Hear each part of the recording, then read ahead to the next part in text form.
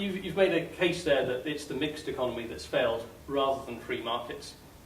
But even in the best of times, bankers and businessmen operate under this cloud of moral suspicion. Absolutely. And in this crisis, there are all sorts of alleged misdeeds that people point to. You know, the topical ones at the moment are the claiming of bonuses from nationalised or partially nationalised, or at least failing banks. You know, there was this big fuss about John Thain with this massive refurbishment of his office and his bonus and so on. Is there really no case to say that the bankers and the businessmen have done something wrong here, even if the fundamental cause is the government? Well, first of all, I find it really amazing that the bankers are at fault again.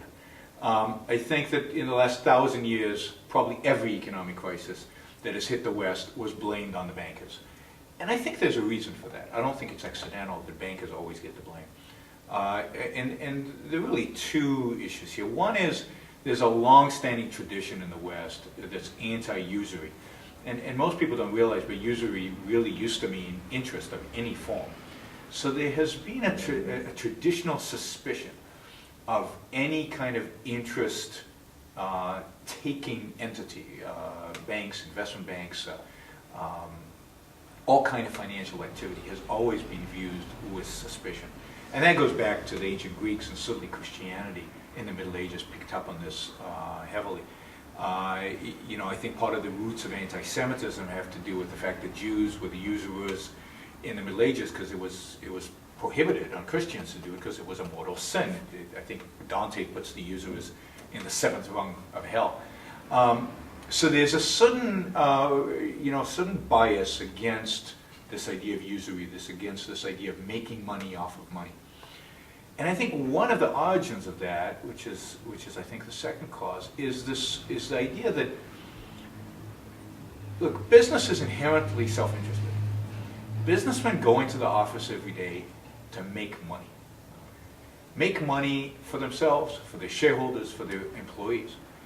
They don't go into the offices every day thinking about how they can maximize the well-being of the public, of society, of the common good. And yet, we as a culture believe that morally, the standard of virtue is the common good. So if I say in a culture we live in today, this is in the public interest, everybody goes, oh, that's a good thing. But if I go out and say I'm doing this to maximize my profits, immediately I am perceived as something negative, amoral at best, usually immoral. Many businessmen can hide behind a product. So when Bill Gates makes a lot of money, he can say, look, here's a piece of software. You guys have all benefited from this software. I did it for you. I don't think he actually says that, but he could. And people perceive that. People get it. I got this benefit from this piece of software, or from this furniture, or from, making a movie, and why do actors make so much money? Well, I got entertained by the actors, so that's acceptable. Bankers, on the other hand, do something that's very hard for people to comprehend. They make our lives much more meaningful and valuable in numerous ways. But all these ways are very difficult to explain. It's hard for them to hide. They are greedy on the face of it. They're self-interested on the face of it. And it's very hard for them to hide behind any kind of product that they produce. So when we see bankers, we immediately think greed, we immediately think self-interest. And I would say, yes, that's true, and that's a good thing. This is Ayn Rand's innovation, that self-interest is a good thing, it's not a bad thing. Yes, that's virtuous. Making a profit is a virtuous thing. It's not a bad thing. But in the popular culture, making a profit is a bad thing because it's not in the public, so-called public interest. So bankers always get accused of these kind of crises. Businessmen always get accused of these kind of crises because they're self-interested, and in our culture, self-interested is viewed negatively. With regard to the particulars of this crisis, certainly there were some bankers who did things that were fraud, and they should go to jail if they committed fraud. Anybody who, steals or cheats or, deceives other people should be punished. But I think the number of truly fraudulent businessmen is relatively small. And the ones that did commit it should be caught and put in jail. Other businessmen did a lot of stupid things. Bankers did some dumb things. But what's interesting is that there are circumstances that are created, and the Austrian economists talk about this quite extensively when they talk about the business cycle. When the Federal Reserve or the Bank of England flood the markets with credit, it is very easy for bankers to then mistake this basically inflationary money out of nowhere with real wealth, and to make decisions that after the fact look completely irrational and silly, but while you're in the midst of it, look completely reasonable. And I think that's what happened with this crisis. A lot of the decisions these bankers were making were being made, it seemed reasonable when they made it.